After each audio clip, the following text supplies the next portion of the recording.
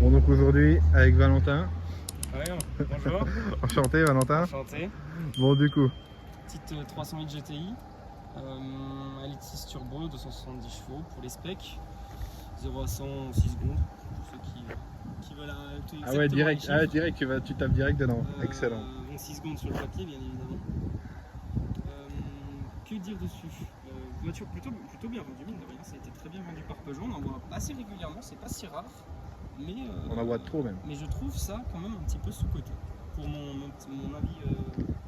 Sous-côté. Ouais, c'est vraiment sous-coté. Dans le sens où, pour moi, dans la catégorie où elle est, c'est-à-dire la plupart du temps, tu les compares avec des Golf 7 GTI et des Focus ST. Un peu avec des Mégane 3 beaucoup de, RS, oui, ce que j'allais dire, beaucoup de Mégane. Ouais. Mais le problème, c'est que les Mégane, elles sont quand même sur une base bien plus ancienne. Du coup, à la rigueur, avec une Mégane 3 RS Phase 3, pour être à peu près dans les mêmes années, mais même si en termes de puissance, elle est moins bien, c'est-à-dire que même la Golf 7 GTI, après en 230 chevaux, ça va pas non plus être, ça va peut-être être pas aussi puissant, celle-ci fait 270 chevaux.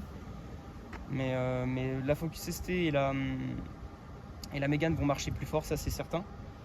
Mais en termes, je trouve qu'en termes de finition, en termes d'allure, en termes d'intérieur, je préfère quand même la 308.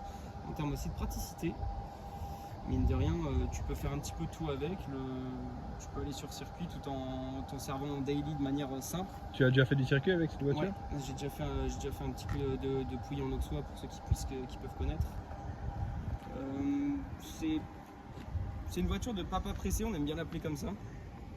Et vraiment, ça représente exactement ça. Je dis, dans quel sens c'est sous-coté? Dans le sens où on lui donne pas réellement la valeur qu'elle mérite. C'est-à-dire que quand on parle d'une Mégane 3 RS, la plupart du temps, les gens ils sont en mode ah oui, châssis de fou, hyper efficace, etc. Le moteur F4 RT, machin.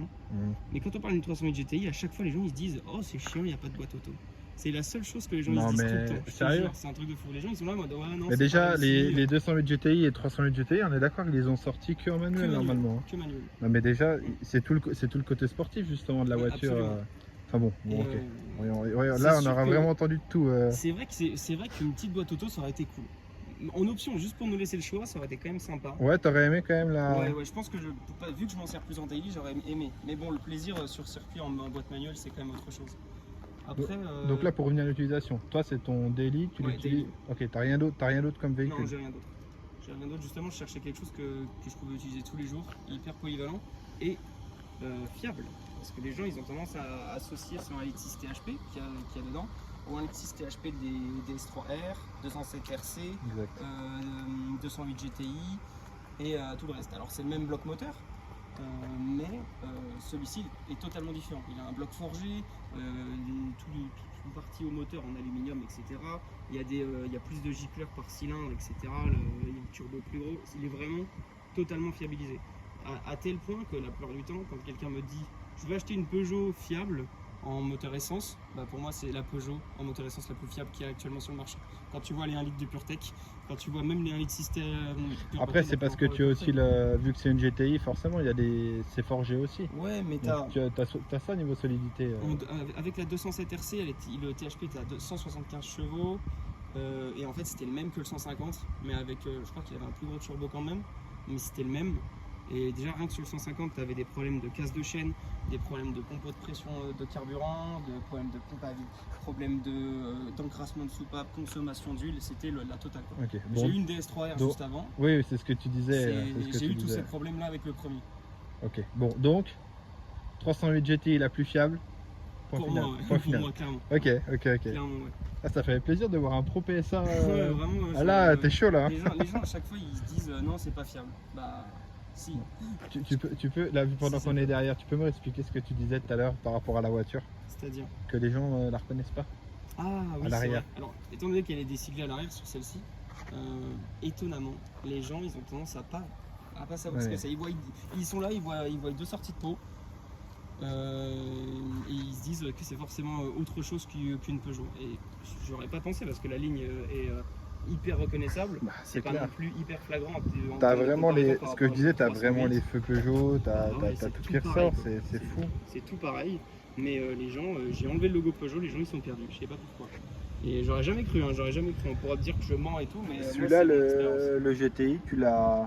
Moi, c'est du AliExpress. Ok, d'accord. Ouais, Ok. c'est parce qu'il avait tout enlevé et je voulais quand même en rajouter Oui, un. oui. Et je voulais tester le noir.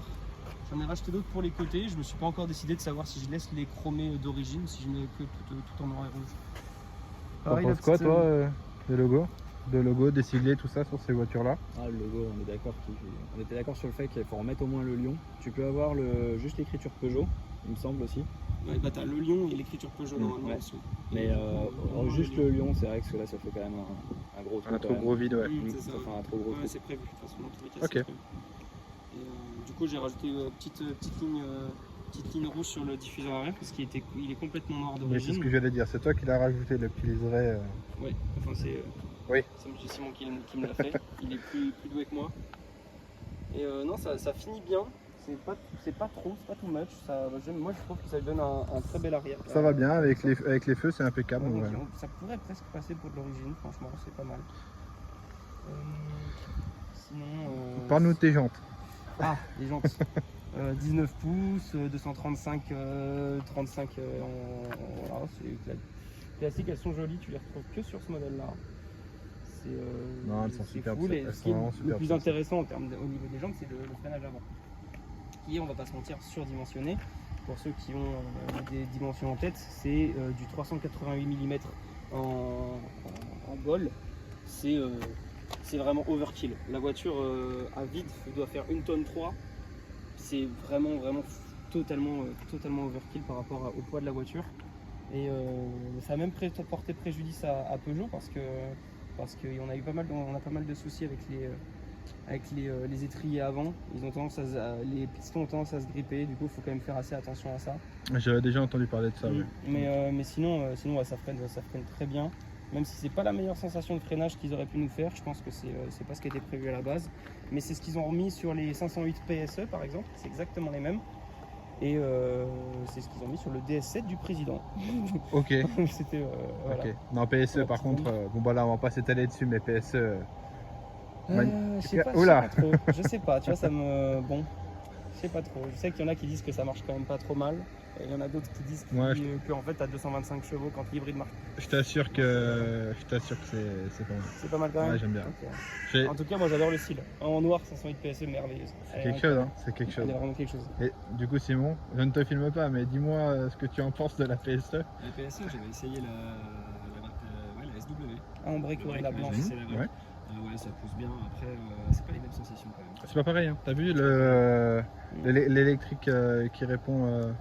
Moi, pas c'est ce pareil. qui m'emmerde un petit peu, c'est que je me dis, pendant qu'ils ont sorti la PSE, je crois qu'ils avaient encore les 308 GTI comme ça, mais en phase 3. Et je me dis, pourquoi au lieu de mettre le 225, attends, c'est le 225 ou c'est le 200 bref, le Sur la 508 PSE, ouais, c'est le plutôt que 200. de mettre le 200, c'est le 200. Ouais. Plutôt que de mettre le 200, pourquoi ils ont pas mis le 270 ou dans le cas de la phase 3, c'est Ouais. le 263 avec FAP. Et genre, tu faisais 263 avec le système hybride, tu passais à plus de 400 chevaux sur le papier. C'est quand même incroyable. Ouais, bon, sur Tu papier, vois. mais oui, je suis Genre, d'accord et avec toi. puis au moins, ça aurait été relativement plus convaincant quand l'hybride galérait un petit peu. Mais bon, je sais pas pourquoi ils se sont fait chier. Bah, c'est sûrement encore une histoire de pollution. Hein. Oui, bah, de toute façon, tiens, je te laisse ouvrir le moteur pendant Ouais. que Oula, le capot. oula, ça va être terrible. Il est tout crade. Pas de soucis. Vous en pensez quoi, vous, de l'hybride, les gars? Hybride, j'aime bien. Hybride, j'aime bien. Alors en délit. Oui, c'est Pour des délits c'est uniques. hard, moi, je trouve. Ouais, c'est cool. Bah oui, c'est. Franchement, pour des délits, c'est vraiment cool. Tu vois, tu peux te faire tes petits trajets en électrique là-dessus. Il n'y a rien à redire, c'est quand même super. Eh ben, d'accord. Mais, Et toi, du coup, Valentin, l'hybride? L'hybride, ça complète bien. Même si pour l'instant, après, j'ai jamais essayé de gros trucs d'hybride chez Porsche. Non, non, ce mais genre de choses, même sans partir dans un délire. Ah, Juste juste ça. juste l'hybride, mais- la parce que, technologie en vrai, hybride. c'est trop bien. C'est trop bien. Je pense que c'est trop bien, c'est le meilleur compromis. Je comprends pas pourquoi ils ont pas que ça sort pas plus. Pour moi, on est en retard là-dessus. Ouais, Je c'est trouve vrai. ça vraiment dommage. Moi, c'est surtout quand je vois que Toyota, qui sont les pros de l'hybride, eux restent en hybride et ils font pas d'électrique. Ou alors très peu, tu vois. C'est ça que je me dis. Je vois. Bon, Alors, revenons à la. Ce beau petit à la 1,6 litre. Bon, là au moins, on pourra pas dire que je mens.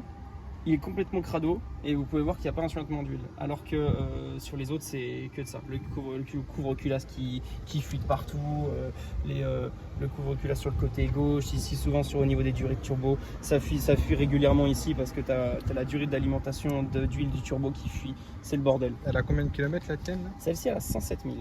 Ok, bon, c'est quand même propre. Hein. Gros turbo, ça se voit. Sinon, après, ça a la même tête que la totalité des THP que tu peux croiser. Petite particularité, c'est un énorme enfer de changer le filtre à air parce qu'il est là. Il faut démonter les essuie-glaces et démonter toute la partie supérieure ici. Et c'est trop chiant pour un filtre à air. Tu l'as déjà fait, vu comme tu, Ouais, tu le dis. je l'ai déjà fait. Ouais. C'est vraiment. Bonne expérience quoi. Ouais, c'est vraiment relou. Après, dès que tu l'as fait une fois, c'est bon. Mais bon, c'est quand même un peu. C'est relou juste pour un filtre à air. Et du coup, ça rajoute de la main-d'œuvre quand tu l'emmènes chez Peugeot. Les gens qui sont pas très compétents, alors en plus ils doivent démonter un max de trucs. Non mais dis pas ça alors qu'on a une Peugeot sous le... J'en ai rien à faire, mais franchement, Et- sur le papier, je pourrais la faire entretenir chez BM, ce serait peut-être un peu mieux. Non mais de toute façon, moi je m'affilie pas à une marque même si tu as le véhicule de la marque. Tant que tu connais un bon mécanicien, ça s'arrête là. Ça s'arrête là. Totalement. Moi je voulais revenir sur le liseré en bas, ça on est d'accord que c'est d'origine celui-là? Absolument. Ok. Et le truc que j'ai un peu trouvé ça un peu bizarre, c'est que sur la couleur qui la représente quasiment le plus, la 308 GTI, c'est la Biton en rouge et noir. Mais le problème, c'est que le Biton, tu as le noir à l'arrière, le rouge à l'avant, et du coup, tu perds cette lame à l'avant en rouge. Parce que du coup, ils ont trouvé qu'il n'y avait pas vraiment d'intérêt, du coup, elle est redevenue chrome. Et du coup, Ah ouais, c'est dommage. quand tu la vois arriver, tu te dis pas tout de suite. Parce que du coup, c'est à partir du moment où tu vois un peu l'arrière, tu vois le 3/4 arrière, là tu te dis ah oui d'accord, là c'est sympa. Sinon j'aurais bien aimé prendre une Biton. Mais le problème c'est que le rouge à l'avant, tu perds cette lame qui est super jolie et qui fait vraiment la signature de la... T'aurais pris l'habiton en bleu noir? Tu peux l'avoir en bleu aussi ou en blanc. ça. Oui c'est vrai, tu peux l'avoir en bleu noir. Ouais mais c'est pas les mêmes... Et Ouais mais c'est la blanc version qui est sortie, exact. tu la vois en rouge et noir, tu vois. Oui. C'est la version, c'est comme ce qui était sur la 208 GT. Blanc noir et gris noir, je crois aussi. Moi j'aurais adoré une blanc noir. Ouais. Mais c'est en phase 3, c'est un peu cher et c'est hyper rare, ça a été très rarement commandé. C'est hyper rare. C'est beaucoup plus cher et ça commence à être dans des prix où ça fait chier d'acheter une GTI, une 308 GTI à ce prix-là. Tu nous as fait tout sur l'extérieur du coup? Oui. Moi j'avais une dernière question. J'ai vu que tu avais les poignées chrome. Est-ce que c'est que sur les GTI ou c'est aussi sur les autres modèles? J'ai Non, un c'est doute. sur les autres modèles, je Oui, crois que c'est sur sur les les autres modèles GT tu dois aussi. les avoir, les Féline sûrement aussi. C'est juste la partie supérieure, c'est franchement plutôt discret. Moi je trouve qu'ils l'ont bien fait. Parce que la plupart du temps ils ont tendance des fois à mettre toute la poignée complète et je trouve Ça un peu passe, moche. ça passe bien, ça Et va. là C'est pas trop- juste sur le dessus, moi je trouve ça très joli. Impec. Bon, on regarde l'intérieur. Ouais, ça part. Ça tourne, mon cher. Moi, la première question, qu'est-ce que tu en penses de ce petit volant? Moi je le kiffe. Franchement je le kiffe. Le seul truc que j'aime pas c'est le cuir qu'ils ont mis dessus, c'est une vraie daube. Ok. C'est pas rare que les gens ils le changent. Moi j'ai déjà essayé de... Donc ça qui change?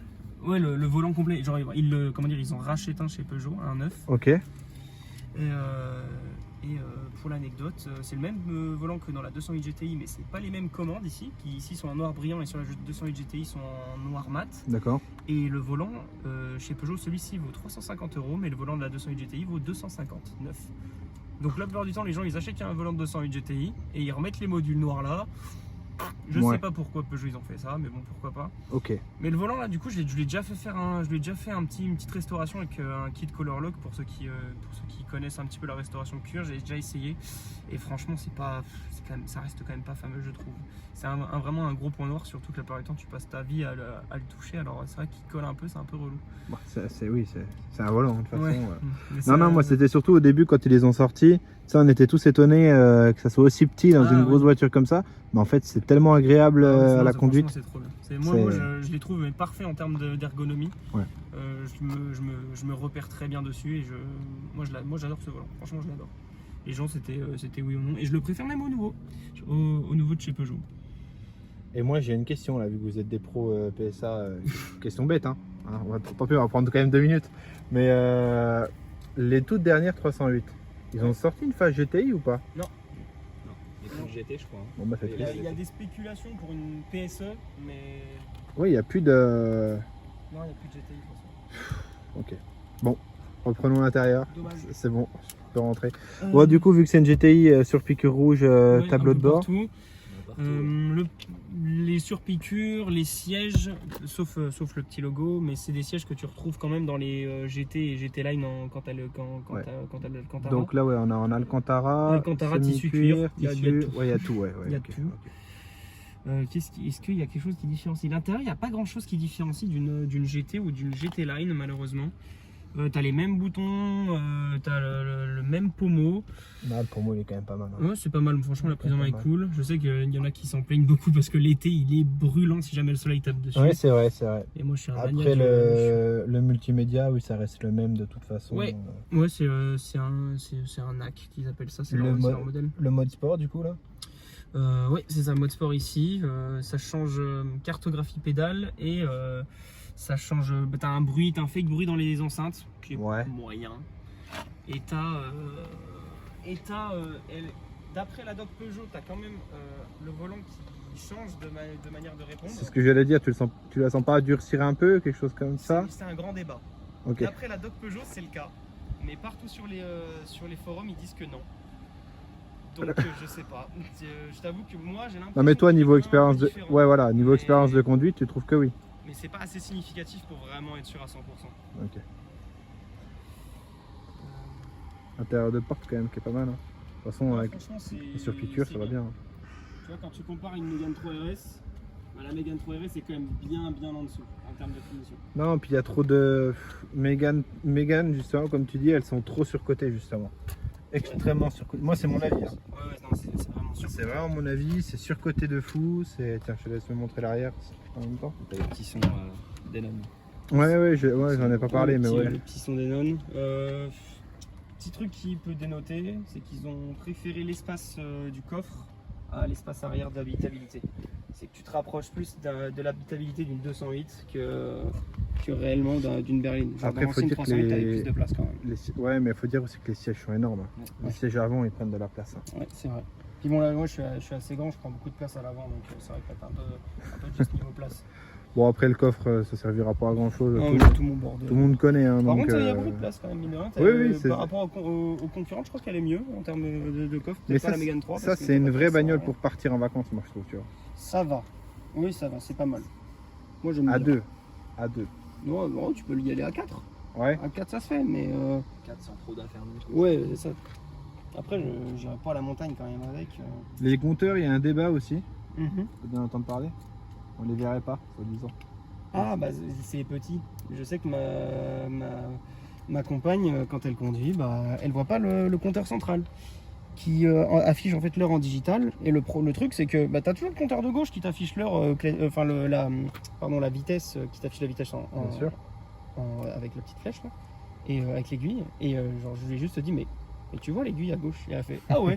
Et juste par réflexe, mais moi, Ouais, parce que par réflexe, intuitivement, elle tu regarde que le regardes. centre. Oui, tu regardes forcément. C'est ça. Vous en pensez quoi, vous Moi, je trouve que sportive égale aiguille. Débat, redébat. Je sais que je te l'accorde dans le sens où genre tu sais tout le high cockpit etc qu'on a tendance à retrouver dans les RS3, bah je suis pas trop fan. Je trouve ça pas ce Ok. débarre qui monte. Ok, Bon. Bon. J'aime bien les aiguilles aussi. Mais... ça marche. Tu nous la démarres? Ok, ça marche.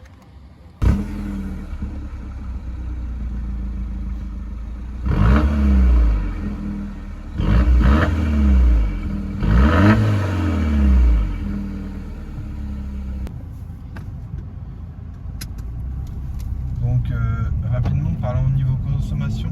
Ouais. Alors, c'est aussi un de ses points forts. Étant donné que c'est qu'un 1,6 litre, bah c'est pas trop gourmand.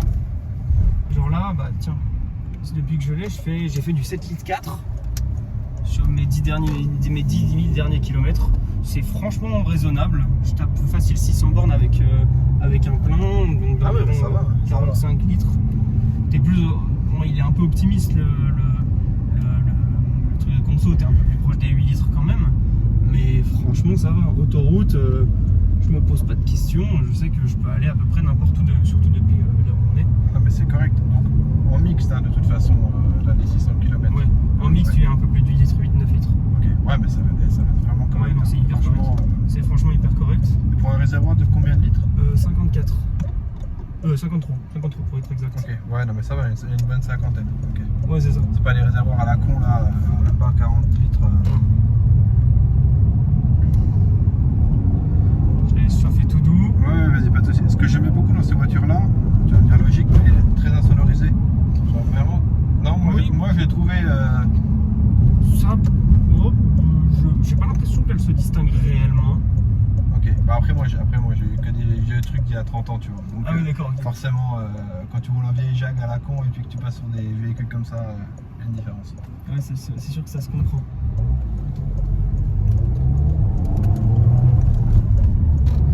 On disait aussi, le collègue disait là pour les enceintes.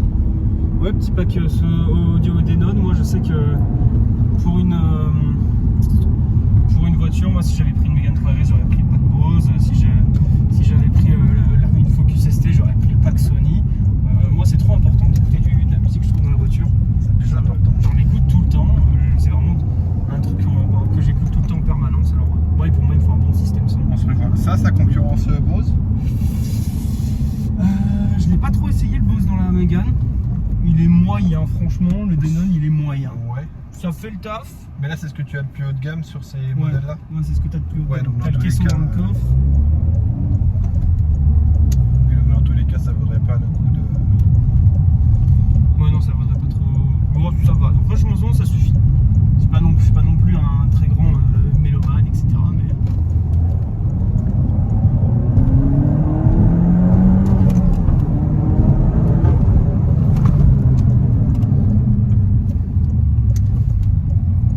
Là, c'est le son sans le pack audio là.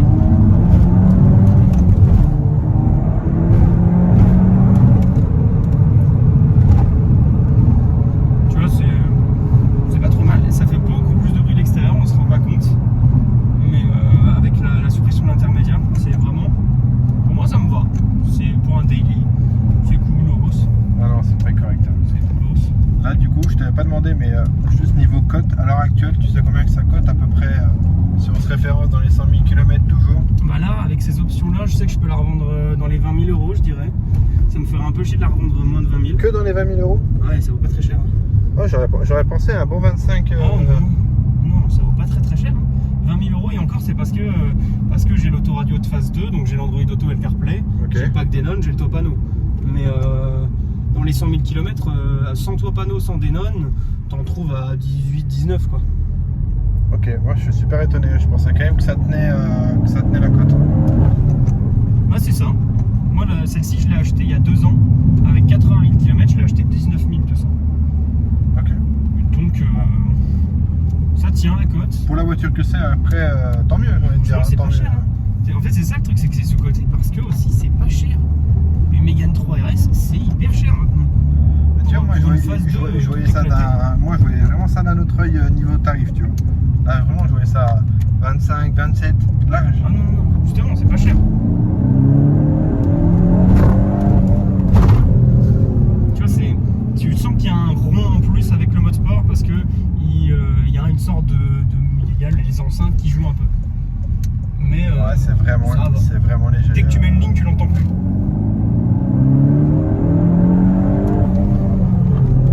Ouais. C'est pas mal, moi ça me plaît. 270 chevaux, c'est sûr qu'on est plus proche des 250 réels ressentis. Mais Mais comme daily, ça c'est vraiment une bonne caisse. Bref, je te rejoins vraiment. Ouais. tu vois, puis t'as Ouais. des petites pétarades au passage des rapports. mais quand c'est tu les cool, en passes vrai, au c'est bon cool. endroit. C'est franchement hyper sain à conduire, c'est facile, tu le donnes dans les mains de tout le monde.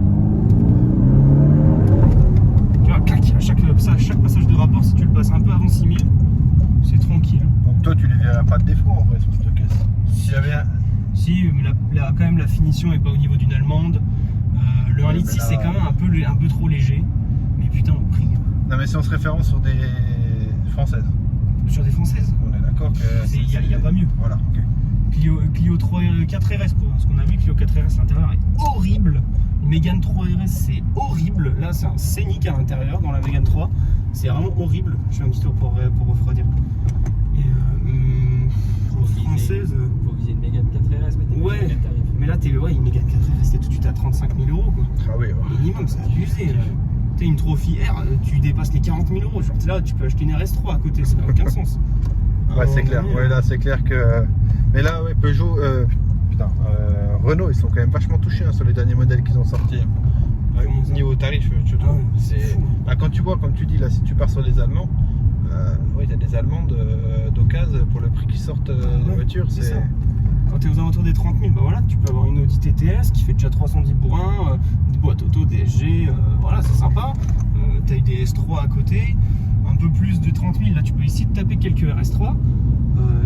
Tu peux commencer à avoir de la M3 92 à ce tarif-là. C'est sûr que ça fait chier d'acheter un i8 pour une Mégane 4, quoi, genre. Ça fait un peu chier, quoi. Mais bon, chacun ses goûts. Hein. Non, en tout cas, très bonne caisse. Très très bonne caisse. Pour moi, très reconnaissable et pas chier. De ce que tu m'as dit tout à l'heure, laisse tomber. Mais Les gens ils sont très peu, ils s'y connaissent très peu. Pas que je vienne le monsieur. non, mais en tout cas, je te remercie pour la vidéo. C'était cool. Pas de soucis. Pour la présentation PSA. Toujours un plaisir de partager. Tu sais rapidement sur quoi tu passerais d'autre comme véhicule au cas où? Ah, je t'avoue que je sais pas. Parce que d'un côté, j'aimerais bien repasser à un truc un peu vénère. Au moins du 600 lignes, de BM, tu vois, genre, je passerais bien à une 330, au minimum une 335i si vraiment j'ai rien d'autre. J'ai peur que ce soit un peu trop brun. Une M135i, pourquoi pas, mais bon, j'ai peur que ce soit un peu trop basique. Et là, tout de suite, t'es dans des gros tarifs, quoi. Donc là, je t'avoue que. Parce que en soi, je pourrais prendre une S3, mais je reste sur un 4 cylindres. Ok, je passe sur un 2 litres, mais ça reste un 4 cylindres. RS3, c'est que ça commence à être un autre budget. Et puis là, ça coûte pas cher à rouler. L'entretien pourrait être un peu relou, mais. Pour revenir là-dessus, c'est vrai que niveau économique, ouais, c'est bien. Je sais que oui, voilà, les gens, oui, les disques avant, ils valent 1000 euros. Tu vas chez Peugeot, c'est 2500 euros pour les changer, quoi. Oui, mais c'est du 388 mm. Même sur une M3, t'as pas de 388 mm. Je crois que tu dois être en 360. Donc c'est pour dire. C'est pour ça que je disais que c'était overkill en termes de freinage. Mais bon, enfin. Voilà quoi, tu vas dans un garage que tu connais bien, tu vas pas chez Peugeot, et puis t'es tranquille. Ouais, mais c'est ce qu'on disait, le mécano, tu connais le bon mécano, ouais, c'est réglé. C'est ça. Et puis c'est hyper fiable, tu te poses pas de questions. Bon bah peu Voilà, importe ce que tu auras, tu reviendras la présenter. Oh bah ça marche. Avec plaisir, avec plaisir. Ça marche. Ouais, je te remercie en tout cas.